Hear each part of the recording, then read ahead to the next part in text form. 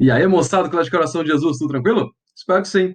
Mais uma vez com vocês, professor Samuel, e hoje vamos falar sobre tecnologia do DNA recombinante e suas aplicações dentro dessa área tão fantástica que é a genética. Então, olha só, o que eu tenho que pensar? Essa tecnologia do DNA recombinante é uma das áreas dentro de uma ciência chamada de engenharia genética, ou também conhecida como biotecnologia. Essa biotecnologia é uma ciência que ela vem crescendo desde o começo do século XX, lá em 1900 e pouquinho, quando o pessoal redescobriu os trabalhos do Mendel. Ou seja, a partir da redescoberta, a partir daquele início de pesquisas feito para comprovar o trabalho do Mendel, então essa biotecnologia ela foi começando a tomar forma, de forma, digamos assim, técnica mesmo, né? Instrumental, porque até então o ser humano fazia isso desde na questão da manipulação de espécies, desde lá da época do crescente fértil, há mais de 15 mil anos atrás. Só que não sabia o que era isso, beleza? Então, é um conjunto de técnicas, conhecidas como técnicas de engenharia genética, que permite ao ser humano modificar e utilizar os organismos para obter diversos produtos. E nesta aula e na próxima, que eu dividi em duas, porque é muita coisa, é muito assunto bem interessante, nós vamos ver um pouco sobre isso. E aí o que acontece? A principal ideia da técnica de manipulação de engenharia genética é justamente conseguir manipular os genes, manipular as moléculas de DNA. E aí a gente vai ver que isso permite produzir os famosos OGMs, organismos geneticamente modificados, que são os transgênicos. E aí o que acontece? Essa técnica também permite mapear os genes dos cromossomos, que é o projeto Genoma, que nós vamos falar depois sobre isso. E aí o pessoal acaba descobrindo a posição de cada um dos genes dentro do código genético. Isso aí permite, então, manipular, manusear, alterar, induzir, enfim, é toda uma série de situações que a engenharia genética permite fazer. Beleza? Então, olha só, o que acontece? Uma outra vertente da engenharia genética, dessa biotecnologia, não é só manipulação de genes, e também sim a manipulação de células-tronco. Lembrando que uma célula-tronco é uma célula ainda não diferenciada. Lembram disso? Nós vimos isso aí em alguns momentos, principalmente na aula de citologia, que as células-tronco têm esse poder. E tem aqueles famosos três grupos, né? TPM, totipotente, multipotente, pluripotente e multipotente, cada uma com o seu potencial de diferenciação. E aí o que acontece? Quando os cientistas pegam essas células-tronco e colocam em ambientes controlados, meio de cultura, um meio de cultivo, essas células podem crescer e aí eles podem induzir ela ao quê? A se transformar em qualquer tipo de tecido ou órgão. E isso para o futuro vai ser uma coisa bem interessante, principalmente na questão dos problemas relacionados a transplante de órgãos e tecidos. E aí tem três tipos, assim, digamos. A embrionária, que é aquela realmente que é hiper mega maxi ninja, né, que vira qualquer coisa, totipotente. Você tem a do cordão umbilical e você tem a do tecido adulto. As embrionárias, que são as mais poderosas, né, elas são encontradas justamente na fase de desenvolvimento do embrião, lá naquela região chamada de blastocisto. Vamos lembrar rapidamente isso aí. Lembra? Você tem o ato sexual, a fecundação interna, e aí você tem a fecundação do óvulo pelo espermatozoide. A partir da união dos dois núcleos, haploide e haploide, eu tenho um zigoto diploide.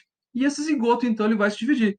2, 4, 8, 16, 32, até formar que era a mórula. A mórula, ela tem um conjunto de células-tronco totipotentes, que é aquela que vira qualquer coisa. Tanto os tecidos embrionários, quanto os anexos embrionários. E aí, depois da mórula, vem essa fase de blastocisto. E aí, o blastocisto é o quê? É justamente esse conjunto de células-tronco pluripotentes que elas têm o poder de se transformar em qualquer tipo de tecido ou órgão, menos nos anexos embrionários. E aqui, só para a gente relembrar essa ideia. Então, aqui, ó, 2, 4, 8, 16 células, né, até chegar na mórula, e ali você tem o blastocisto. No caso da espécie humana, tem duas porções, o trofoblasto e o embrioblasto. O trofoblasto forma os anexos e o embrioblasto, então, vai formar os tecidos do embrião, vai formar o embrião propriamente. E aí o que acontece? As células-tronco do cordão umbilical já têm um potencial de diferenciação menor, e aí as células-tronco de tecidos adultos já têm aquela função mais reduzida, Elas só conseguem se diferenciar alguns tipos. Quer ver um exemplo? Célula tronco multipotente da medula óssea vermelha. Qual que é a função? Produção de células sanguíneas, hemácias, leucócitos e os fragmentos celulares chamados de plaquetas. Lembraram disso, galera? Então, olha só. Aqui eu trouxe uma imagem para mostrar justamente isso. Uma célula-tronco é uma célula que pode se autorreplicar, gerando outras células. Então, isso é interessante em laboratório, que o cientista ele pode fazer isso, continuar duplicando sem parar um conjunto de células-tronco, ou induzir essas células a se transformar, a se diferenciar em diversos tipos celulares. Por exemplo, músculo, sangue, células nervosas, células do coração, célula do fígado, células do intestino. Essa a ciência, ela tem tanto potencial que, teoricamente, no futuro, uma pessoa perder a mão no acidente vai fazer um trabalho com célula-tronco aqui na mão e essa mão da pessoa vai crescer. É uma teoria, mas ela tem uma viabilidade, porque já foi feito alguns tipos de pesquisas que conseguiram crescer determinados tipos de tecidos. Eu me lembro bem da década de 90, que foi assim uma grande notícia que os caras conseguiram produzir uma orelha humana no dorso de um rato em laboratório. Então daí você pode imaginar o que o futuro aguarda para essa manipulação de células-tronco. E aí a técnica central, então, digamos assim, da biotecnologia, da engenharia genética, é a famosa técnica do DNA recombinante. O próprio nome já diz, eu vou utilizar o DNA e vai acontecer uma recombinação. E aí o que acontece? São dois princípios. Você vai isolar aquele trecho de DNA que você quer, de interesse, e você vai inserir ele no DNA de outro organismo. Então, por isso que é chamado de técnica do DNA recombinante. Primeira coisa que se faz é isolar o trecho. Então, você isolou um trecho de DNA qualquer lá. Lógico, pensando, já tem que ter em mente que você conhece todo o código genético. Foi isso que o projeto Genoma fez. Nós vamos ter uma aula específica sobre o genoma humano, nós vamos falar bastante sobre isso. E aí o que acontece? A primeira coisa é fragmentar o DNA durante a intérfase, ou seja, durante o que? A duplicação do código genético. E para isso existem enzimas de restrição, que são chamadas de endonuclease. Por quê? Porque é uma enzima que age dentro do núcleo. Então ela vai fragmentar esse DNA. Só que olha só que interessante, a enzima de restrição, ela corta locais específicos. Ela foi descoberta na década de 60, né, pelo microbiologista e bioquímico chamado Werner Arber, que ele estava estudando bactérias e ele percebeu então que essas bactérias tinham essas enzimas de restrição. Qual que é a função dessa enzima dentro de uma bactéria? Era justamente um mecanismo de defesa delas contra vírus. Elas reconheciam então pedaços virais, essas enzimas eram específicas a fragmentos virais e elas agiam como tesouras moleculares. Ou seja, ela cortava um fragmento do vírus, do código genético do vírus, e deixava o vírus inativo e ela não morria. Olha só que interessante, então, essa ideia. Por isso que é chamado de enzima de restrição. Ela restringe, ela corta determinado fragmento de DNA. E aí o que acontece? Cada enzima é específica, existem várias, não precisa decorar o nome de cada uma delas. Você tem que entender o papel dessas enzimas.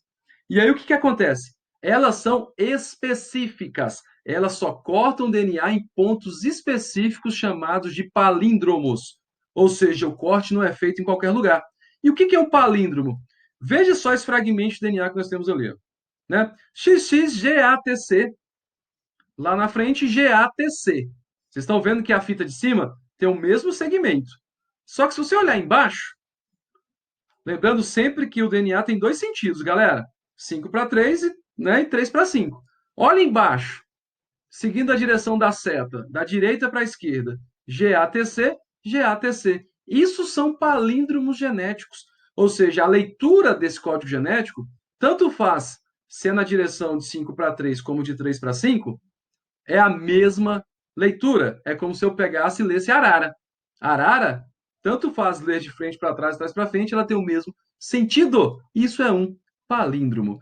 E aí o que acontece? Depois que eles fazem esse corte, eles vão fazer uma técnica chamada de clonagem. E aí eles vão utilizar o meio de cultura em laboratório, até porque não pode ficar cortando o DNA de uma pessoa, né, manipulando uma pessoa assim. Então eles vão clonar esse DNA. E aí, o que é essa clonagem? É justamente duplicar, aumentar a quantidade de cópias idênticas desse fragmento. Que nem eu havia dito, primeiro fragmenta, isola aquele pedaço específico que você quer a partir dos palíndromos, que é a mesma ordem de leitura das bases nitrogenadas, e aí, a partir disso, você vai clonar esses fragmentos. Esses trechos vão ser isolados e depois eles são introduzidos no DNA de outros organismos. Aí é justamente que acontece o processo de recombinação, principalmente em bactérias e vírus.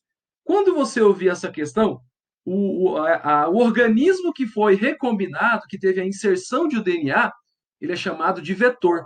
Por que isso? Porque eles aceitam essa manipulação. Eles são unicelulares, no caso da bactéria, e são simplesmente proteína com código genético, no caso do vírus, e eles são fáceis, são simples de serem manuseados para esse intuito, para recombinar um DNA. E aí o que acontece? Quando essa bactéria é modificada, esse vírus é modificado, eles vão continuar a viver o seu modus operandi. Eles vão continuar a trabalhar. E aí a bactéria vai se duplicar, o vírus se duplica, e conforme eles vão duplicando, duplica o que junto? Duplica aquele fragmento de DNA que foi inserido. E aí o que acontece? Toda bactéria, então, todo clone, vou falar da bactéria que foi o primeiro ser vivo assim modificado. Toda bactéria clonada, ela vai duplicando, é um clone. E ela carrega aquele trechozinho. A gente vai entender a importância disso agora. Eu só quero que vocês entendam essa ideia da recombinação gênica. Você pegou uma bactéria, pegou uma célula humana, cortou aquele fragmento da célula humana que você queria mudar e colocou na bactéria. Essa bactéria agora modificada, recombinada, toda vez que ela duplica, ela vai apresentar aquele fragmentozinho de DNA. Então é basicamente isso. E para isso eu trouxe o exemplo da insulina. A insulina, vocês vão lembrar da aula de sistema endócrino, né? É produzida pelo pâncreas e ela ajuda no controle de açúcar, de glicose na corrente sanguínea. Então o que acontece? As bactérias têm um fragmento de DNA chamado plasmídio, que é bem interessante também. E aí esse plasmídio ele vai ser cortado, tac, né? Com a enzima de restrição específica para isso. E aqui nesse caso ali, a genial, já foi cortado esse fragmento de DNA lá da espécie humana. E aí ele vai se ligar ali com o plasmídio, e aí para isso os pesquisadores utilizam uma enzima chamada de DNA ligase, é ela que liga dois fragmentos de DNA, e a partir disso você tem um plasmídio recombinante. E aí esse plasmídio vai ser introduzido dentro da bactéria. E aí o que acontece? Geralmente o pessoal também faz uma dupla recombinação. Pega ali genes de resistência de outras bactérias para antibióticos e também faz uma inserção nesse plasmídio. Para quê? Para as bactérias que vão produzir alguma coisa de interesse também sejam resistentes, para que elas não morram lá no meio de cultura. E aí o que acontece? Você coloca essas bactérias em uma placa com antibiótico, e aí as bactérias sem plasmídio morrem. Aquelas que têm o plasmídio com a resistência do antibiótico, elas vão formar colônia. E é a partir dessas colônias, então, que vão ser jogadas dentro de meios de culturas, e aí, a partir disso, as bactérias começam a expressar o gene. Como assim? Como modificou o código genético dela, o DNA, ela vai produzir RNA mensageiro. E um desses RNA mensageiros é justamente o RNA mensageiro da insulina. E aí, em laboratório, o ser humano conseguiu produzir insulina. Antigamente, a insulina era extraída de porcos, então tinha muito problema com alergia, reações alérgicas. Hoje não. Hoje, quem tem diabetes consegue ter uma vida muito maior, muito melhor, com tempo de vida maior também, por causa da insulina produzida em laboratório a partir da técnica de DNA recombinante. Uma outra coisa também, um outro vetor, são os vírus. Então, olha só um exemplo aqui. Você tem ali um fragmento de vírus, né, o DNA viral, e aí você corta justamente ali uma porção não essencial para o vírus. Os cientistas descobriram isso já, que existem fragmentos que não têm interesse. Então vai lá, corta com uma enzima de restrição também, e aí ele vai ali no DNA humano, ele também corta um gene de interesse, e aí depois ele com a DNA ligase, ele faz o quê? Um vírus recombinado. Vou até tirar para cá, olha só. Então esses vírus são introduzidos em culturas de bactérias ou de células de outros organismos, onde ocorre a replicação desse DNA, formando novos vírus. E aí todo vírus modificado, ele também vai carregar este fragmento de DNA humano. Qual que é a diferença de usar uma bactéria e um vírus? A bactéria é muito utilizada para a produção de produtos, hormônios, remédios, enfim, nós vamos falar sobre isso depois. E o caso do vírus, nós vamos também comentar sobre isso lá na aula de genoma humano, eles estão tentando fazer vacinas gênicas, vacinas que consigam, né, modificar o código genético in loco, ou seja, diretamente dentro das células, utilizando o vírus. Eles querem, de repente, cortar ali um fragmento de DNA que causa uma doença, uma hemofilia, por exemplo, uma doença sanguínea. Já estão testando, já conseguiram com células, e aí com o futuro vai ser em todo o organismo. Então, o vírus ele trabalha mais no sentido de tentar fazer uma terapia gênica, um tratamento gênico, que é uma mudança já de código genético. Por enquanto é muito impossível ainda, porque nós temos mais de 10 trilhões de células, teria que trocar o código genético de todas elas, mas os estudos são promissores nesse sentido. E aí, quais são as utilizações práticas dessa clonagem? O que nós temos? Melhoramento genético de organismos, na próxima aula a gente vai falar de transgênico, produção de aminoácidos, ou seja, tem várias pessoas que não comem carne, não comem proteína, então elas utilizam aminoácidos de forma laboratorial, produção de hormônios, a insulina, que é utilizada para diabetes, a somatotropina, que é o hormônio do crescimento, produção de vitaminas. Enfim, é uma área que é muito interessante, é uma área que tem muitas portas a serem abertas ainda. É um caminho, assim, do ponto de vista da ciência, que tem muita coisa a ser conhecida ainda. De repente, se você não tem uma ideia do que quer ser, aqui no Brasil já tem cursos de engenharia genética, você pode fazer medicina, nutrição, engenharia química, biologia, enfim, várias áreas, e aí você pode fazer uma especialização, um mestrado, um doutorado nessa parte de engenharia genética. Galera, para fechar, vamos lá na página, olha só, vamos pegar aqui rapidinho. Deixa eu pegar aqui a apostila, lá na página 56, questão 1, atividade para a sala. As conhecidas endonucleases de restrição são importantes ferramentas de execução de procedimentos associados à engenharia genética. Essas enzimas são utilizadas na tecnologia do DNA recombinante, pois, lembra, o que é uma endonuclease? É a mesma coisa que enzima de restrição. Letra A. Unem sequências específicas de moléculas complementares de DNA. Não, gente. Ela vai fazer o corte, não unir. Quem faz isso é a DNA ligase. Letra B. Clivam a dupla hélice do DNA de forma muito precisa, reconhecendo sequências específicas. Professor, até concordo com essa reconhecendo, mas o que é clivar? Gente, clivar é a mesma coisa que segmentar, que separar, que cortar. Então, a questão 1, alternativa B, está correta. Esse é o papel de uma enzima de restrição.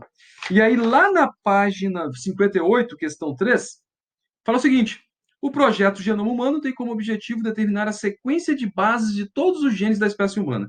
Isso pode ser feito graças ao instrumental bioquímico da engenharia genética, disponível nos dias de hoje, como as enzimas bacterianas, conhecidas como enzimas de restrição. A segunda alternativa que apresenta corretamente a forma de atuação dessas enzimas. Eu quero deixar bem claro para vocês qual que é o papel de uma enzima de restrição. Letra A. As enzimas de restrição cortam o DNA apenas nos locais onde existem certas sequências de bases nitrogenadas, os famosos palíndromos. Beleza, galera? Então, até a próxima aula, onde nós continuaremos a falar sobre essa questão das técnicas de engenharia genética. Até mais e até a próxima aula. Valeu!